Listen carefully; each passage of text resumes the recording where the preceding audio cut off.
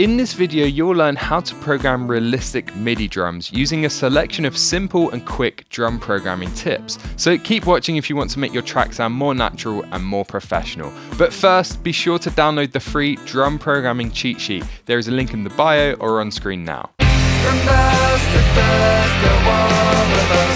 In this video, you're going to learn 3 specific techniques for making MIDI drums sound more realistic. The first one is making the performance more realistic by using an electronic kit or playing with the MIDI notes, varying the velocity, stuff like that. The second technique is making sure you choose the right kit and the right samples. And then the third technique is making the drums sound more realistic when it comes to mixing them. Now, before I really go into how to choose the right kit when you're using MIDI drums or programmed drums or easy drum or anything like that, I just want to make a couple of things clear. This video is about making MIDI drums and programmed drums sound real and realistic, like it was played by a real drummer on a real drum kit. So if you're working with electronic music, these tips won't necessarily apply to you. And if you prefer a natural sound and you like to avoid programmed drums entirely, then of course that's totally fine. But again, this video might not apply to you. However, if you're working in a home studio and you want a more professional sound, using MIDI drums and programmed drums is one of the easiest ways to level up the quality of your work. So keep watching if you want to use those kind of drums and make them sound realistic so you get the best of both worlds. So let's dive right in with technique number 1, which is making the performance sound more realistic. So first of all, if you can play drums and you want to get a really realistic sound without having to worry about miking up an acoustic kit and all the fuss that comes with that, then you can get an electronic drum kit, use software like Easy Drummer or Superior Drummer, there's loads out there, and you can just play the part in on your electronic drum kit. So you're going to get the realistic performance, the human-like timing, well, human-like, it is a human playing the drum kit, and all of those benefits, but you're going to get the sonic quality of the samples and the software itself. So that's a really quick and easy way to get a more realistic sound if you're a good drummer, and then you can spend some time quantizing those notes, moving stuff around if you want to. You can actually achieve similar results just by using a sample pad or even a keyboard to play in specific parts. So you could program in the kick and the cymbals just using loops or programming it in manually, and then you could actually get your keyboard, find where the snare is, and just manually playing that one part. And you could do that with the kick too, but just manually doing the kick or the snare is going to give it that human element, and then you're not having to play a whole drum kit on the keyboard, but you can get that timing right, and then you can quantize it, play with it afterwards. Now the next option is that you could program in the drums on the beat so that it does sound a bit robotic, but then we can humanize them in a certain way by adjusting the timing and the velocity, that sort of stuff. So we could actually just get a empty bit here. Then we could find the kick.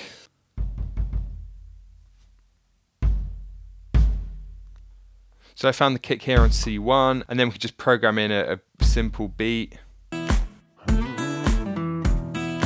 Then we can find the snare and program that into. And then we can find the hi-hat.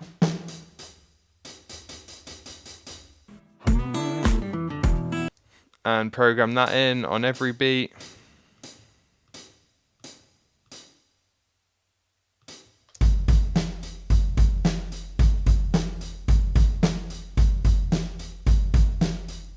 And there we go, we've got a basic drum beat that we manually programmed in, but it sounds very rigid, it sounds very robotic. So we can make this now more human by first of all varying the velocity. Now the exact process for this is going to depend on your DAW, but in Logic I can turn on the tray here, go to velocity, and now I can vary these. So instead of just having them all be the same, I can select one, and let's say we want the hi-hat to be a bit softer, and we still want it about there. And then on the second beat, on the off beat, we'll probably have it a bit softer, but then the kick we might still want to have that harder.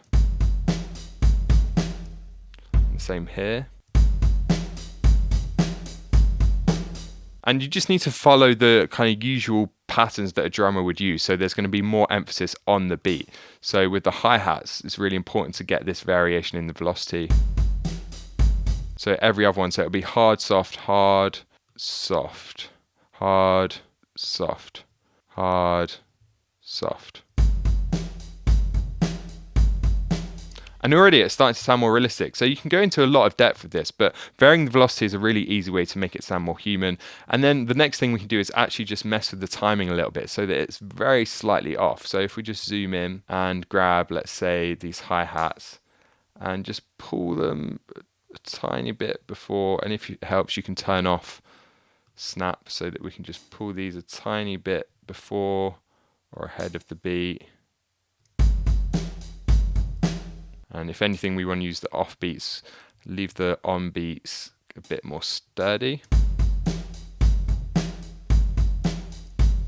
And then we can do the same with the kick, the snare. You can just play around the velocity, the timing to make it sound more realistic. Now that's quite an in-depth process there. That really takes some time. But if you want to program in the drums manually this way because you're working on a laptop or something, then that's honestly the best way to make it sound more human. There's more stuff you can do, like adding in realistic flams, check that there's nothing impossible going on in the drum so they're not hitting 3 things at the same time. And you can also vary between open and closed hi-hats. You're just trying to make it more human. Just listen to a drummer and listen to how they play and try and replicate that. Now the third way to make the performance more realistic, and my preferred method, is to just use the loops that come with EasyDrummer or whatever you're using, because often they've been programmed to sound really realistic already. There's lots of variation in the velocity, in the timing, that kind of stuff.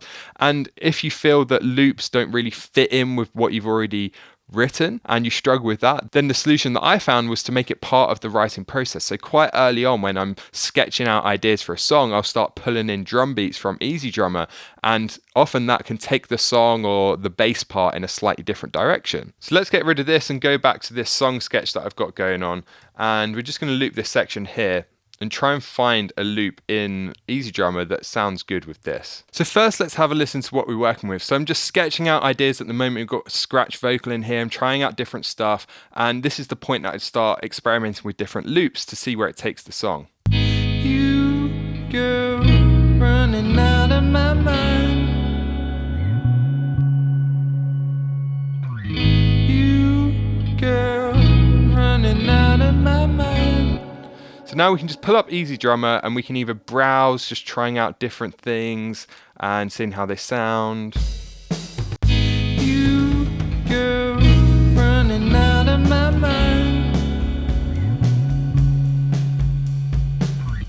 Or we can actually search, and again, depending on what software you use, the process here is going to vary, but you can search by tempo and feel. You go running out of my mind.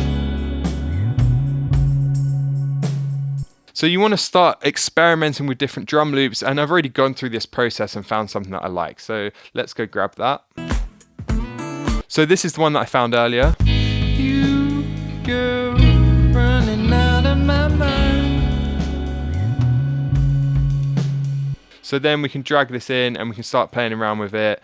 And in EasyDrummer, I can start maybe add a tambourine part, increase the velocity on the snare to make it a bit more aggressive if it's a chorus, that kind of stuff. You go running out of my mind.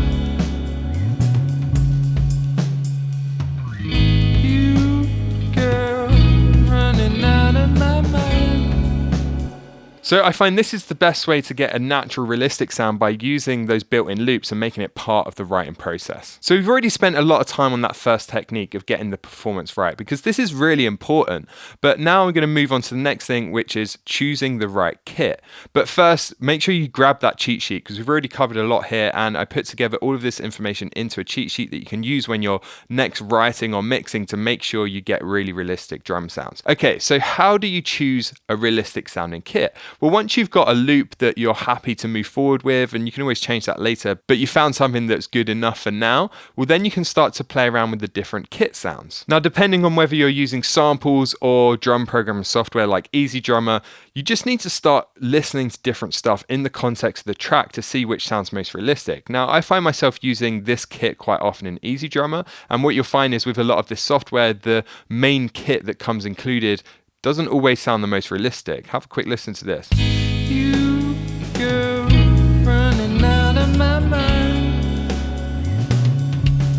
So that sounds pretty good in this context, but you just want to start cycling through these, see how they sound. You go running out of my mind.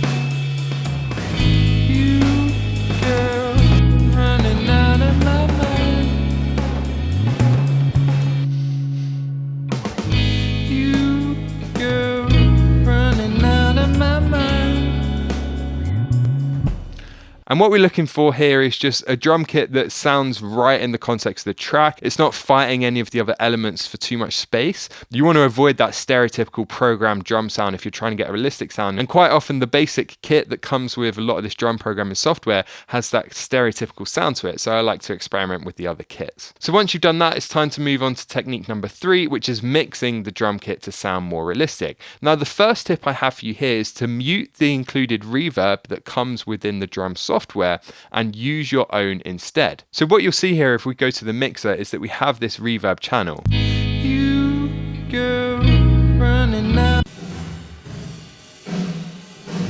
And we also have these ambience channels too. So what I like to do is completely mute the reverb. And then I like to just blend in the ambience and see if it's adding anything to the mix. You go running out of my mind. You go running out of my mind. So at this point in time, it sounds pretty dry now that we've muted that reverb. But the reason I've done that is because when I'm mixing, I'm probably going to use a general room reverb, and I'm going to use that reverb on the guitars, the backing vocals, definitely the drum kit, the snare, any other parts that I want to be a bit further in the background, and sometimes even the lead vocal too. And by using a separate reverb, you're going to have much more control and a more cohesive sound where the drum kit is going to sound like it's in the same space as everything else. So now we could take this kit and just set up a bus as a send, and we can start playing around with our own reverb that we want to use instead of the included one. So I could just pull up something like Chroma Verb and start playing around with this.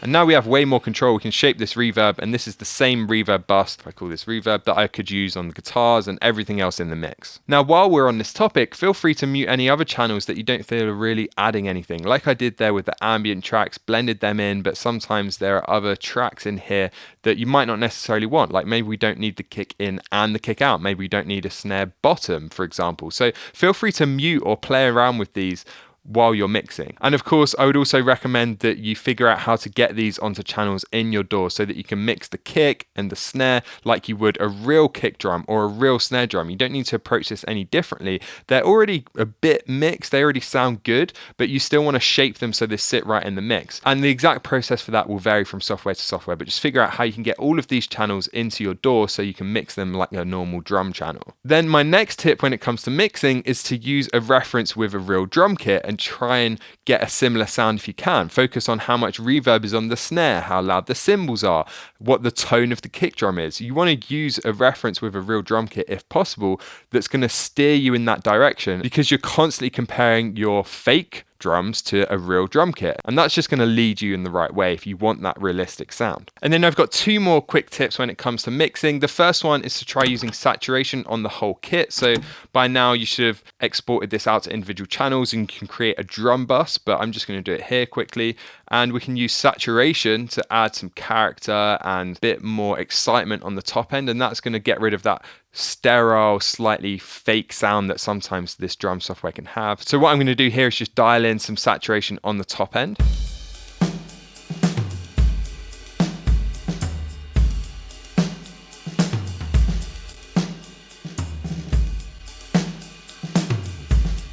That just gives it a bit more excitement. And then finally, you could also use some parallel compression, and the easiest way to do this is to just use a compressor that has a mix knob on it so that we can blend in the original with the compressed version. And we just want to apply heavy compression and then blend it in underneath. So first we dial in the compression.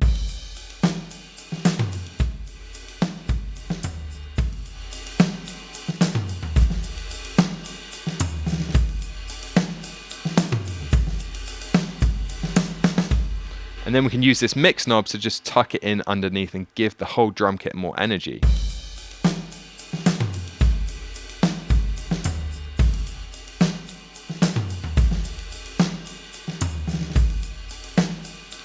So you can use all of these techniques that you'd normally use on a real kit to give it more excitement and more energy. And by doing that, you're going to make these drums sound more realistic. You just approach mixing them in exactly the same way you'd approach mixing an acoustic drum kit. So there you go, 3 ways to program MIDI drums to sound more realistic. Now, we covered a lot here, so I put together a free cheat sheet that takes you through those 3 techniques and all of the tips that we've covered here, so that next time you're writing a track with MIDI drums or mixing a MIDI drum kit, you can go through, remind yourself of these and apply them, give each of them a try, because the key here really is in the application. You need to go and practice this to see the results. That's how you improve. So there's a link in the bio below or on screen now if you want to grab that, and it's completely free. And if you're new here, don't forget to subscribe and click the notification bell.